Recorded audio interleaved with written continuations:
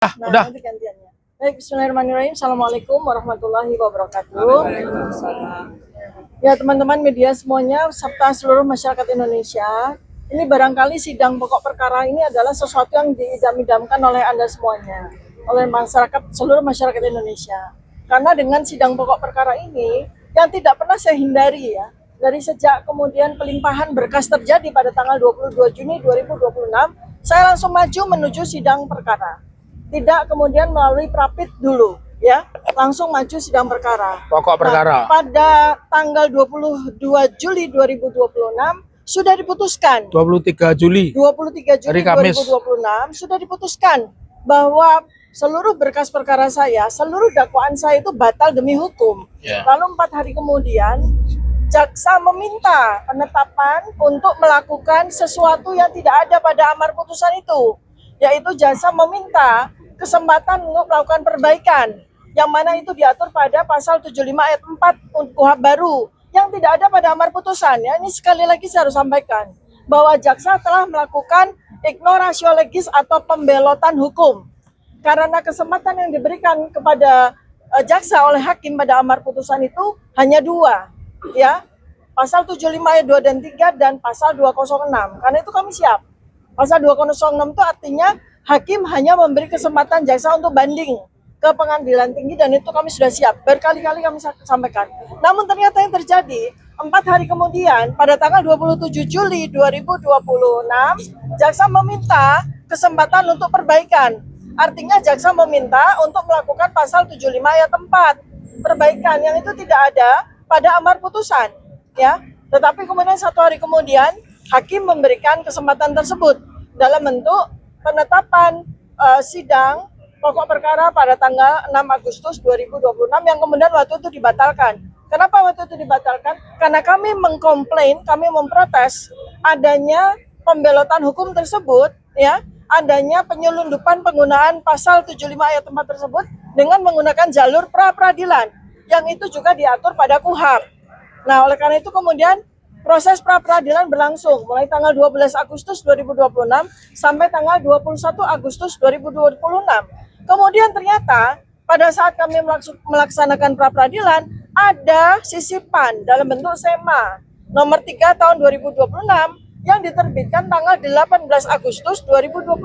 Terbitnya belakangan. Terbitnya belakangan. Padahal pada sidang pra-peradilan mulai 12 Agustus tidak ada SEMA itu. Nah, kemudian yang mengejutkan adalah bahwa pada tanggal 21 Agustus 2026 ketika keputusan atas pra-peradilan ini, hakim tunggal di PN Jakarta Selatan itu memutus berdasarkan SEMA tersebut. Sama sekali tidak mengungkit konten atau substansi dari apa yang kami prapitkan. Artinya sebetulnya secara faktual kami menang pada prapit tersebut. Karena hakim tunggal itu memberikan keputusan dengan berlindung pada SEMA nomor 3 2026 yang baru terbit tanggal 18 Agustus 2026. Itu tidak bisa berlaku surut dan nggak ada pidana itu retroaktif, itu nggak ada. Betul. Mundur. Dan secara hierarki SEMA itu tidak bisa mengalahkan KUHP. Bagaimana mungkin KUHP, ya, yang merupakan sebuah produk tertinggi dari hukum, ya, itu bisa dikalahkan oleh surat edaran gitu loh, ya. Nah, inilah sebetulnya mendasari kami akan melakukan berbagai macam advokasi ya kepada lembaga-lembaga terkait yang memang kami wacanakan, ya. Kami belum eksekusi, tetapi kami wacanakan untuk judicial review-kan ini ke MK. Kenapa? Karena supaya tidak terjadi lagi pada anak bangsa yang lain, ya. Namun anyhow hari ini terjadi. Ya, saya dengan patuh seperti yang selama ini saya lakukan, patuh dan taat hukum untuk mengikuti sidang pokok perkara. Dan kembali lagi ditetapkan sebagai terdakwa. Artinya saya menjadi orang bebas hanya selama 3 hari aja.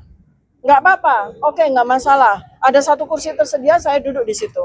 Dengan penuh keberanian, dengan penuh keikhlasan, dengan penuh kesabaran, semata-mata demi tegaknya hukum di Indonesia ini. Dan pada hari ini, saya hadir dan untuk seterusnya itu bukan hanya sebagai terdakwa, tetapi saya tetap memegang amanah saya sebagai seorang peneliti, sebagai seorang ilmuwan, sebagai seorang akademisi. Saya akan gunakan setiap sidang ini sebagai sebuah studi observasional, sebagai riset yang akan saya kaji, saya akan analisis, saya akan publikasikan. supaya seluruh masyarakat Indonesia juga masyarakat internasional tahu bagaimana hukum, tata cara, prosesnya, prosedurnya itu ditegakkan. Nah, salah satu yang tadi diprotes yang sudah disampaikan oleh advokat kami, Bapak Dr. Muhammad Taufik, yaitu bahwa dan juga diprotes oleh koordinator kami Pak Abdul Al-Katiri pada sidang tadi, bahwa sampai dengan hari ini ketika sidang pokok perkara itu sudah jalan, kami belum menerima BAP secara penuh. Kami belum menerima hasil laboratorium forensik secara penuh. Kami bahkan belum menerima penjelasan atau keterangan BAP dari para ahli yang digunakan untuk membuat surat dakwaan ini. Jadi surat dakwaan ini dengan pasal 433, 434, 32, 35 itu menggunakan ahli, menggunakan hasil laboratorium forensik yang tidak ada di tangan kami. Padahal itu diatur sama KUHAP. Alhamdulillah tadi hakim menyetujui kami. Ketika tadi jaksa itu melakukan protes dengan melakukan penjelasan dengan cara yang sangat tidak bijak, sangat tidak bajik, sangat melanggar undang-undang. Dia mengatakan bahwa kami selama ini memberikan BAP itu kebaikan hati kami, tidak ada itu. Tidak ada aturan BAP diberikan kepada terdakwa, kepada advokat itu karena kebaikan hati dari jaksa. Bukan ngemis, itu kan ngemis itu. Ini bisa kita persoalkan ya, kalau memang kita mau, karena Ya, itu tapi nggak usah deh. pembohongan publik ya. Yang benar adalah ya. Satu hari setelah diperiksa BAP wajib diberikan. Jadi Ya. ketika sidang perkara itu akan berlangsung, maka seluruh BAP, saksi, barang bukti itu semua harus diserahkan kepada 3 pihak yang terlibat dalam sidang, yaitu hakim, jaksa sendiri maupun kami sebagai terdakwa. Tapi sampai dengan hari ini sidang perkara, pokok perkara sudah berjalan, tidak seluruh BAP itu ada di kami, tidak seluruh dokumen itu ada di kami, padahal menjadi dasar dari mereka. Itu kan namanya penipuan, ya. Oleh karena itu, alhamdulillah tadi kami sudah berdua bersama para advokat kami sudah meminta itu dan diluluskan oleh hakim. Kita tunggu ya, itikat dari jaksa. Apakah mereka berniat memang menyembunyikan BAP yang sangat penting itu untuk menjerumuskan saya sebagai terdakwa? Ya, itu namanya penzoliman. Itu namanya ketidakadilan yang luar biasa. Karena mengingat bahwa BAP tersebut, keterangan ahli tersebut, hasil laboratorium forensik itu digunakan untuk menetapkan pasal 35 dan 32 yang berlaku berlapis 8 tahun, 12 tahun, coba bayangkan. Nanti kita tolak, kalau di dalam BAP yang kita terima nggak ada nama ahli ya kita tolak, mereka nggak boleh memberikan keterangan ahli. Ya. Oke ya, jadi silakan dilanjutkan sama Pak Katiri. Terima kasih. Tadi Saya tidak wajib, kalau tidak wajib ya ngapain kalian dakwa kami? Kebaikan hati. Ya kalau nggak wajib ngapain dakwa kami? Kan jadinya orang datang ke pengadilan jadi bingung dong kalau menyerahkan BAP. BAP itu bagian dari dokumen pemeriksaan. Kenapa harus diberikan? Karena dalam rangka due process of law, bahwa KUHAP yang baru itu menganut asas due process of law. Boleh menetapkan tersangka, tetapi dengan cara-cara tidak melanggar hukum. Misalnya buktinya tidak boleh diselundupkan, buktinya diperoleh dengan cara yang wajar, buktinya tidak boleh dipalsukan, buktinya diperoleh dengan cara yang benar. Jadi BAP itu hak.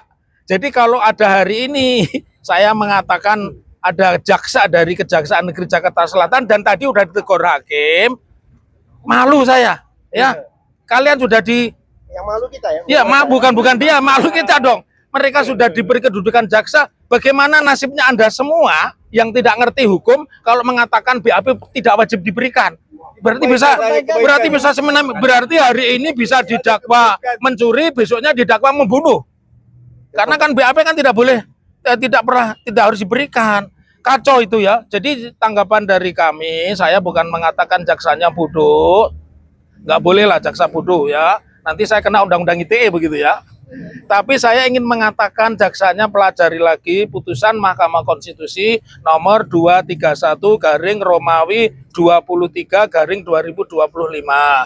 Baca lagi tentang pasal 153 KUHP baru. Di situ berbunyi sehari setelah pemeriksaan, di dalam setiap tingkat pemeriksaan, apakah itu di polisi, di jaksa, maka wajib diberikan. Oleh karena itu tadi hakim mengkonstatir dan saya meminta teman-teman nggak usah didebat pernyataan jaksa tentang wajib. Nanti jadinya